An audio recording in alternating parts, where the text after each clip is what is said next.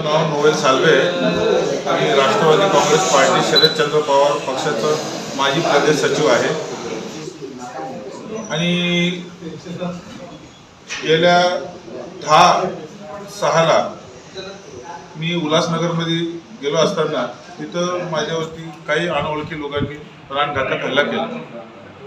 त्या हल्ल्यामध्ये माझं ओपन हार्ट सर्जरी झालं।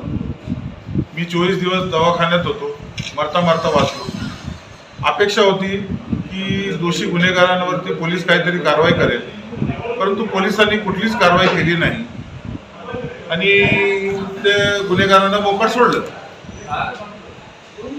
आता असं आहे की परत मी त्या अनुषंगाने गृहमंत्री, महाराष्ट्राचे मुख्यमंत्री यांच्याकडे पत्राद्वारे 2 वेळा पाठपुरावा केला की दोषींवरती कारवाई करावी म्हणून, परंतु कुठलीच कारवाई आजपर्यंत झाली नाही। म्हणून त्यानंतर मग मी परत पत्रव्यवहार करून मुख्यमंत्र्यांना व माननीय गृहमंत्र्यांना अशी विनंती केली की जर येणाऱ्या दिवसामध्ये दोषी गुन्हेगारांवरती कारवाई झाली नाही व दोषी गुन्हेगारांना पाठीशी घालणारे पोलीस अधिकाऱ्यांवरती बडतर्फाची कारवाई झाली नाही तर नाईलाजाने मला अधिवेशनच्या पहिल्या दिवशी 8 तारखेला आझाद मैदानावरती धरणं आंदोलन करावं लागेल। आणि त्या अनुषंगाने काही गोष्ट चुकीचं घडलं तर त्याची संपूर्ण जबाबदारी हे राज्य सरकारची असेल।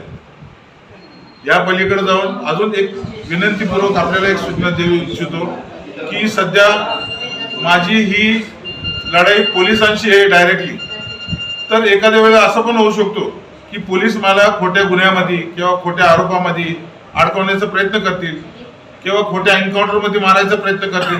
पोलीस हे काही करू शकतात, हे जग जाहीर आहे। म्हणून आपल्याकडून आपल्या मार्फत एक विनंती आहे की राज्य सरकारने त्वरित यावरती लक्ष घालून कारवाई करावी अशी माझी विनंती राहील।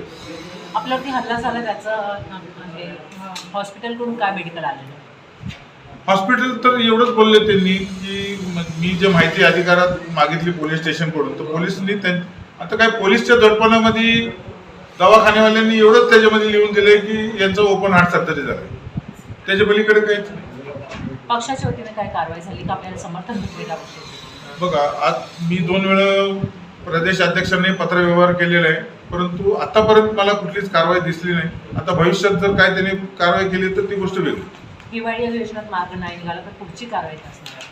हिवाळी अधिवेशनच्या पहिल्याच दिवशी मी धरणं आंदोलनाला बसणार आहे, तर त्यांना मार्ग काढावाच लागेल। तुम्ही मुंबईत बसतात, नागपूरला हिवाळी अधिवेशन हा, तर परंतु सर्व गोष्टी इथूनच घडतात आणि इथून त्यांना माहिती, पोलीस विभागाची एवढी यंत्रणा आहे, त्यांना ती माहिती पोहोचली जाते।